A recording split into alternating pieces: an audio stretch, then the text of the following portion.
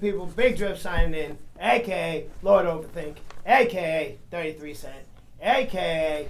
There's so many I'm starting to forget, a.k.a. Captain Planet, a.k.a. the realest one your mama ever heard of. To my right. Am I on? He's on the right today? Yeah, you're throwing me off because you're usually on the left. I am to on the my right today. because he, according to him, he's always right. The one, the only Light Drizzle, a.k.a. Magic Man, a.k.a. Tech Savvy, a.k.a. the other 33 Cent, a.k.a. my better half. You know it. How you doing, baby? Big Drip, we're signing in. We're doing the things. Another quick dip for y'all. You know, we like to keep you entertained, like to keep a steady flow of content throughout the week and whatnot. So we're just doing a quick dip. Today we're talking about Mandalorian and celebration of Season 2 coming out on Halloween Day, correct? Nope, October 30th. I lied. Sorry. Big Drip forgets what days have 31 and 30. Yes, it'll be coming out on Friday, 2 days from now. So pack your bags, get ready to buckle in for another wild Season 2 ride. Yeah, man. I can't wait.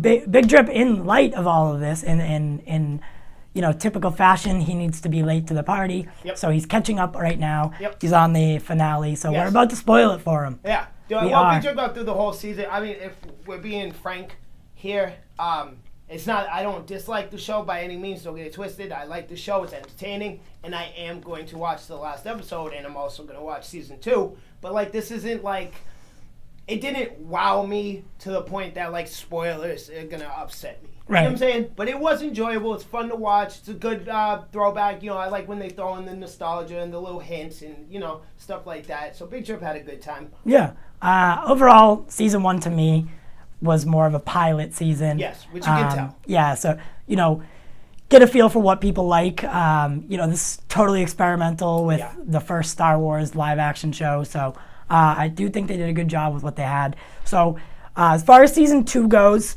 the people that we know are returning are, of course, Mandalorian, played by Pedro Pascal. We got Greef Karga, played by Carl Weathers. Cara Dune, who is played by Gina Carano, and Moff Gideon, Juan Carlo Esposito. And we also get our favorite meme in a cradle, Baby Yoda, a.k.a. the child, a.k.a. Baby Yoda. That real quick, that name is strictly memed, right? Yeah. Like that's strictly from the memes? Because the child is very vague. It doesn't roll off the tongue. Yeah. People just kind of called it Baby Yoda in lieu of having no name to necessarily call it. At this point, now that I've actually watched the entire season, I've come to the conclusion, this is my belief, and this is a big part of why I wanted to be on camera in the first place, because I'm always calling things and, like, predicting, and I like to be on camera so that way when I tell Light Drizzle I was right, and he's like, you never said that, we're on camera. Now you can't tell me I ain't say that. I think that is Yoda. I think it's Yoda Reincarnated. I don't think it's just one of Yoda's species. I think it is Yoda Reincarnated because at such a young age, now this is not like 100% correct, but Yoda died somewhere around 900 years old, right? Baby Yoda is said to be 50 years old, meaning in that kind of lifespan, 50 is still a baby, a toddler, if you will. And his force, the power he has with the force is so strong. He's already healing, he's choking, he's doing all kinds of things at a toddler age. As a human, he's about 2 years old. Right. He's doing these things already. It's like doggy years in like a weird way. Yeah. So I would like to, I like to believe that is Yoda, in fact, reincarnated, because the force is so strong within him. I don't think it is just one of his species. Yes, you know? I understand that as a theory. Yeah. That would be cool. Yeah. To see. Yeah. So I guess we'll wait and see. It doesn't add up to me to say that Yoda's entire species is that powerful within the Force. You know, we're talking about a whole planet of a species that would have that same capability. You see what I'm saying? Yeah. It just seems like a stretch to me. Right. And the fact that they established the ghost forms of everybody who's like strong within the Force, they can come back as ghosts and like talk to people and stuff. That makes me believe that like reincarnation isn't like so far fetched within. No, definitely not. You know? I mean, they wield these, crystal crystallized lightsaber things. Yeah, so. you know, and the Force, like, you know, outside of the movies, when they started writing comics and books and TV shows and stuff, you know, you start to see that, like, what the Force can actually do with it is so out there. There's so much more than what we've seen, is what I'm saying. Yeah. You know, that people can do. Like, I've heard stories of Sith Lords reviving themselves and time traveling, and, like, you know, Emperor Palpatine was said that he could see the future. I mean, there's all kinds of things that can be done with the Force. So again, reincarnation does not seem so out of pocket. No, definitely not. We'll also be adding some new and familiar characters. John Favreau, who created the show and is responsible for things like Iron Man. So he confirmed that we're going to be seeing a Gamorrean, or maybe multiple of that species. Which would be cool. Yeah, which is a pig-like green species who were last seen in Return of the Jedi, I believe, guarding Jabba the Hutt's palace. Yep. Those are the pig thingies that threw Luke into the hole. Yeah, so we're going to be getting some of those. It just seems like, you know, producers and stuff on the show say that we're going to get a lot of familiar faces from the silver screen appearing in the sophomore season of the hit series. Which I love. So. My favorite part of watching this show was all the nostalgia, the throwbacks. I don't know if you noticed it at the time, but she said, "It's a trap." Yes. And that's like a classic. When they threw that in, I bursted out laughing, because that's awesome. Like, that's been memed and the whole nine, you know? So I thought that was great. And I just love when they throw the little, and they make it fit too. You know, the X-Wings came in the Prisoner episode. Yep. It's just cool to see stuff like that. It makes me happy when they do things of that sort. Yep.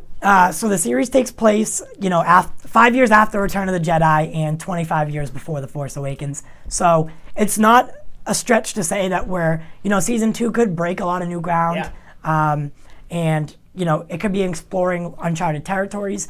Maybe something with Jabba the Hutt, his crime ring, you know, what happened to them after his disappearance, you know, where they stand, who took over, and what what nonsense they're up to. You know, which is something cool and something likely. Some kind of nod to Boba Fett, maybe, because if this is only 5 years after Return of the Jedi, you know, him being a Mandalorian himself, there's a chance we might see Boba's ship or something of that sort. You know? Actually, in the trailer, and I was going to get to this at the end, in the Mandalorian Season 2 trailer, at the end, you see someone riding away on a glider, and it seems to be Boba's armor. And they've said that we'll probably get him. I mean, it makes sense. Yeah. But he's supposed to be dead. Yeah, supposed to be dead. He's a character that seems to pop up, or someone, you know, maybe someone stole his armor. Yeah. I was gonna say it. Somebody took up the mantle. Cause, you know, the Fets were big within the Mandalorian. Like, they were the two big ones. You know, Jango is directly responsible for all the clones. I was gonna say the clones. Yeah. So which they're like big names in the Mandalorian tribe or whatever they are. Right, and the cool thing about, you know, the Gamorreans, maybe we'll get to see a couple more foes for our galactic babysitter. Yeah. So a couple battles, you know, maybe one episode fight, you know, with the thing I like about the Mandalorian is the episodes themselves are contained in an episode. Yeah. The story is contained in an episode, and kind of, you know, attaches. Yeah, it reminds me of Supernatural. There's a little bit, where the episode is its own story, but connects to a larger picture. So, you know, at the end of season 1, we see Moff Gideon wielding the Darksaber, which was a nod to the first Mandalorian, Tar Vizsla, who created the saber, and it has been passed down to the Vizsla family throughout. So we don't really know much about Moff Gideon, if he's a Sith or anything like that. Yeah. Hopefully we'll get to see more of him. I don't think that he's going to be the main villain. No, I was just about to say it. I think there's somebody above him. Yeah. Similar to like what they did in the last 3 of the Skywalker saga with, you know, there's Kylo Ren, and then there's... Palpatine was over him. Sniff,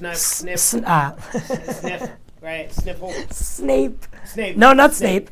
It wasn't Snape either. I don't know. Isn't Snape Harry Potter? Was Harry Potter. Yeah. You know who I'm talking about. Wow. Hologram guy that turned out to be small. Yeah. We know who it is. So I think you confuse me. Yes. Because it just seems like if Moff is the big bad, it seems a little like misplaced to introduce him now. It's the end of the first season of an entire TV show that's gonna run minimum like 4 seasons. So they'll milk this thing. Yeah, it seems they will weird milk to it. like introduce your main villain now. Yeah. I think there's a ladder here. You know what I mean? And that top of that ladder is in fact a Sith. Right. So Slash Film confirmed in 2020 that Rosario Dawson had been tapped to play Ahsoka Tano, which is a real huge fan favorite. She's an apprentice Jedi to Anakin Skywalker, who has appeared in things like Star Wars Rebel and Clone Wars. Yep. So this will be her first live action appearance. Again, her being a fan favorite, you got to take this lightly and take this, take your time with her because she is a fan favorite. And Star Wars fans are hands down in the nerd community are hands down the most like picky, aggressive, and threatening. In reality, there's only 3 movies that they like, and that's the original 3. They don't really like the sequels. The prequels or the sequels. Yeah, they don't like anything. They don't like anything. Out of 9 movies, they just like the original 3. And even then, like the only one that never like nobody has anything bad to say about is Empire Strikes Back. Yeah. These people are so nitpicky. Like I thought I was bad with like DC. No, Star Wars fans are just. No, they picture take it like this for all the normies that are watching. Picture it like this: that Star Wars fans are the Beyonce fans of the nerd world, right? Like nothing is wrong, and like everything needs to be perfect, or like we will stab you and burn down your building. You know what I mean? Like the lunatics. They are. Well, I'd like to be one of them, but I'm not as intense. Yeah, they're so intense. I'm not as about intense. it. I like Star. I don't like. To keep it real with you, I haven't enjoyed a single one of their movies, with the exception of The Force Awakens. I haven't watched Last Jedi or 9. I liked The Force Awakens. Yeah, I liked it too. I thought it took a fresh. It didn't take a fresh spin because it was really similar to New Hope. It really was just New Hope, and just with better visuals. Yeah, exactly. But that was so cool that the visuals, the updated visuals, and the Disney, they put that little Disney touch on it. I like that. I'm a Disney fan to begin with. So I like that little. I think Disney that touch. I think that what they should have done instead of sequels. Yeah. They should have just wrapped up the Skywalker saga with the prequels and went a different way. Kind of like what the Mandalorian's doing. Set in that same world, but in a different galaxy. Who knows? That's the route that they're going to be taking now. I just think that they shouldn't have touched. They kind of have. Because we got like Rogue One, a Han Solo. No, I know, I know. I'm just saying, like that whole plot line, right? Darth Vader, Luke, all that. To the ground. Yep. So just go away from it. Create some new stuff and go away. They're over here trying to revive a dead horse, and it's just not going to happen. No, you're right. Fair enough. So Michael Biehn has also been cast as a bounty hunter from the Mandalorian's past. Don't know. We'll find out. That's really all I can say about that. Who's Michael Biehn? Michael Biehn? Yeah. I will put him up on the edit, but I couldn't know anything significant for mentioning? Not right off topic, right? Not right off hand. Okay. No big deal. But just, maybe he was somebody big I've never heard of before. Well, here's someone you might know. So WWE star Sasha Banks has been cast in a mystery role. I do know her. We got to see her a little bit in the season 2 trailer. They keep doing that. WWE stars are. Like they act. Yeah. They do act. Most of the time they're bad at it, though. Very, very, very bad at it. The Rock is like the exception, and he was terrible when he started. Oh man, yeah. But like, you ever seen The Rundown? Oh, boom. he got better as he went. Yeah, exactly. Anywho.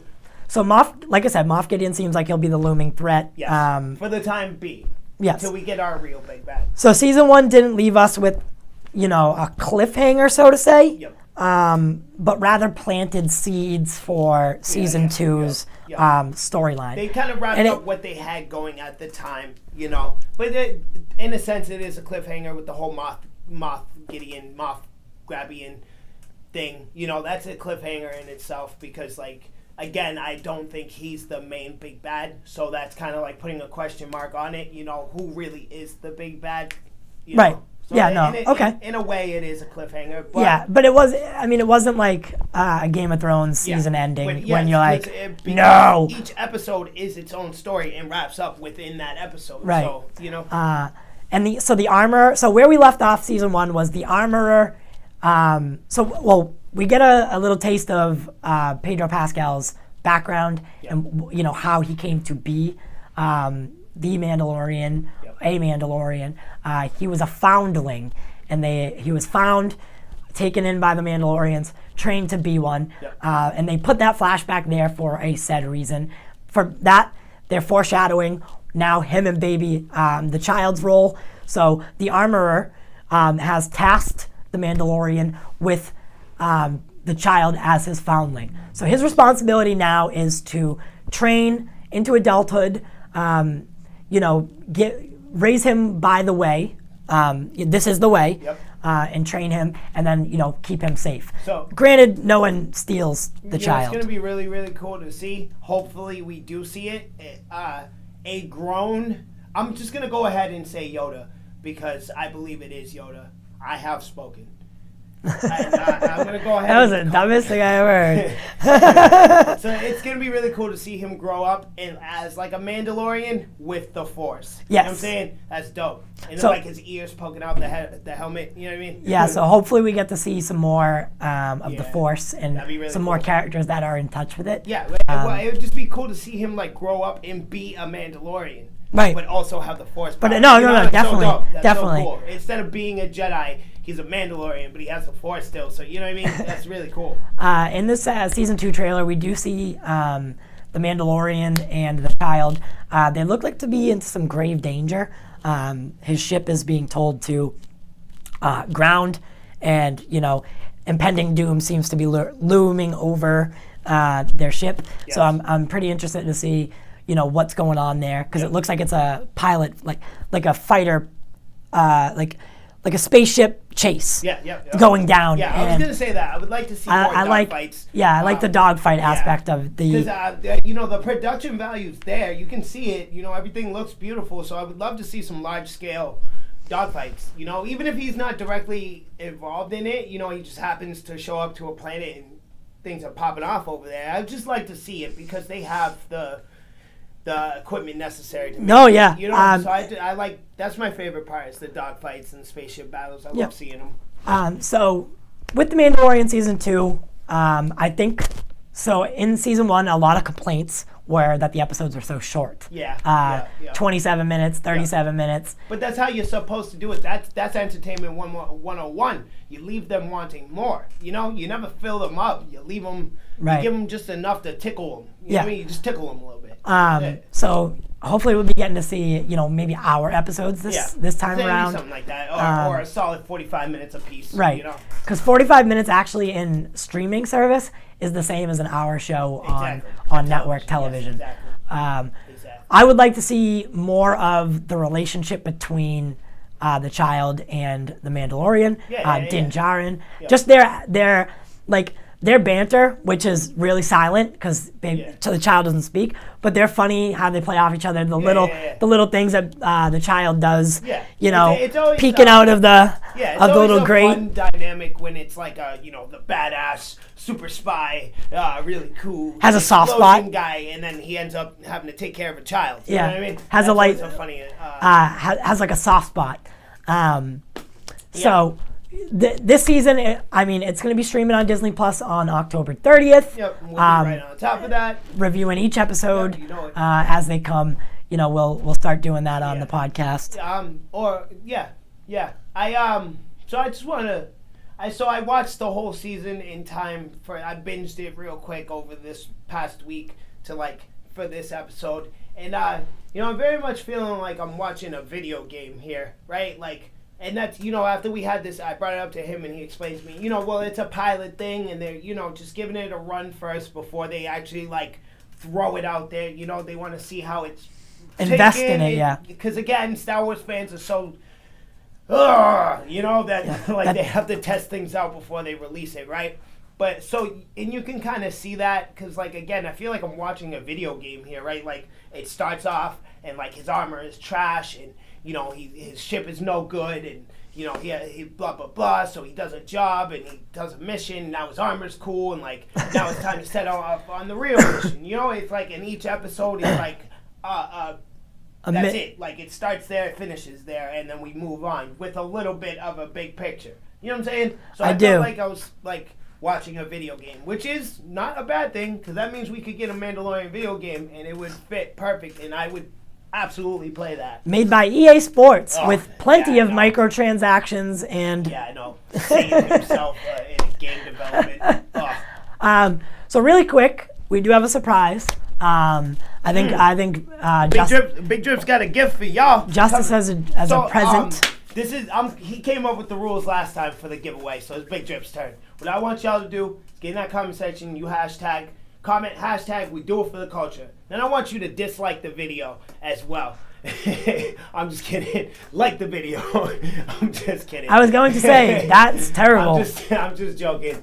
Do me a favor. Go ahead, like the video, comment hashtag we do it for the culture, because Big Drip trying to get that one going. And I'm gonna randomly pick it. I'm gonna give you this bad boy, Superior Octopus Funko. And if you ask me, this is the cooler one of them.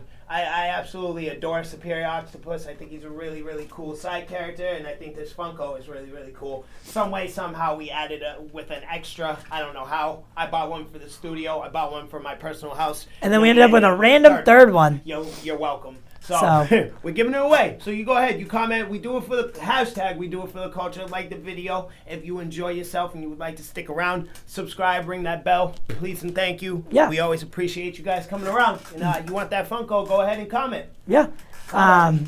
So always, as always, we do want to thank everyone. We just recently hit 500 subscribers. So we passed the halfway point. Yeah, we're getting there. We're getting there. We did. We passed it.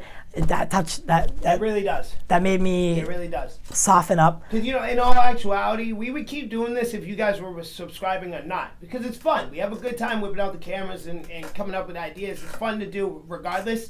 But the fact that you guys are subscribing and we're getting likes on the videos and we're getting views and stuff like that, it shows us that not only are we having fun, but we actually are coming up with good ideas. The things that we come up with are good outside of what me and him think. We think it's good, but you guys are reassuring that we do know what we're doing. So I really do. I appreciate that. And that gives me a new sense of confidence that I've never known before, because I've never tried this before. I've never put my creative side out there. So never flex those muscles. Yeah, so it's encouraging, and it helps us keep going, and it gives us a reason to keep going outside of just enjoying ourselves. Yeah. So seriously, thank you. And I do wanna ask one more thing of you. So next Wednesday, we'll be doing another quick dip as we always do. Always. And if you have any ideas for topics that maybe you want to hear about, or if something happens throughout the week that is very newsworthy and you want to see it, let us know, and we can make that our main topic. Yep. Other than that, otherwise, we'll come up with something. Yeah, but I mean, that we want you guys to get involved as much as possible. Whatever you say goes. If you tell me to talk a subject, you pick a game, you pick a show. Stop laughing. We will do it. This is in your hands. You guys have the controller. I'm your personal puppet. You're working the strings, baby. All you got to do is tell me which way to go. Yep. And to wrap it up, this Sunday we'll be airing our Halloween-themed special. Saturday. Oh, it's gonna air on Sunday. Yep, Sorry. It airs on Sunday. Big Drip. Come on. We record on Saturday. Sorry. Yes, we record it on Saturdays and we air it on Sundays. So our Halloween-themed episode, it will be airing this Sunday. And then, for the 9th time, I think we've told you guys, November will start and we'll do our hashtag DC, hashtag release the Snyder Cut expose. We just made the announcement that we've gotten Darkseid himself. Darkseid himself. That's crazy. From the DC EU. That's a big jump, guys. That's a big one. Please come check that out, man, because I'm telling you right now, picture Darkseid as a toothpaste bottle at the end of it, and I'm just going to roll him up and squeeze as much as I can get out of this guy. As much info as we can get. Yes. I'm slick with it. Don't get it twisted. Big Drip know how to run his mouth. So I'm going to word it in a way that he doesn't know I'm getting info from him. And I promise you, everything he tells me, I'm going to tell y'all. So trust me, guys. Yeah, and we'll be getting some exclusive looks into Sean O'Connell's Release the Snyder Cut book. Yes. We'll be getting some exclusive from Ray I almost said Ray Fisher. Ray Porter. He's next, though. We'll get Fisher eventually. That's the goal. We'll get 'em. And we'll get to have a really cool discussion with the Nerd Queens. Yeah. So you guys tune in, man. November's going to be a dope month. We have a lot of guests coming through. We're going to spend the whole month because we got such a solid amount of guests, and they're separated a week apart from each other. We're just going to dedicate the entire month to the Snyder Cut and the DCEU in general. Yeah. Remember, that, this is the DC Yeah. universe, as well as the, Yes. with a focus on the Snyder Cut. Yeah, it's not just the Snyder Cut itself. It's really everything Snyder's been doing for the DC in general that we're going to try to focus on this month, So, Zach, if you're out there, man, we could really use you as a closer for November, man. I'm dedicating a month to you. Yes. And saying everybody else is doing Nut November, I'm doing Snyder November. So come holler at us, please, by all means. I would love to have you on the show, man. Yep. And if you're new to the channel, make sure you smash that subscribe button. Welcome to the corner, and ring the bell for notifications Know that, please, so and you thank you. don't miss any uploads. And if you're returning, thank you so much. You're the reason we can keep going, and you're the reason that we love doing this. You're my LeBron James. So I will see you Friday. Drip, you'll see them Sunday. You'll see me whenever. Whenever you want to see me, just say the word. I'll come to your house. I'll just come chill. And always remember that on Patreon, you could schedule a Zoom call with us once a month. I know you advise me. So, and we'll be getting some content, like some fresh content on Patreon as soon as possible. We're actually working on something right now that should be really fun, and you guys will probably enjoy it, because I know I'm enjoying it so far. So with that being said, guys, my name's TY, and I'll see you Friday. Baby signing out. You already know what it is.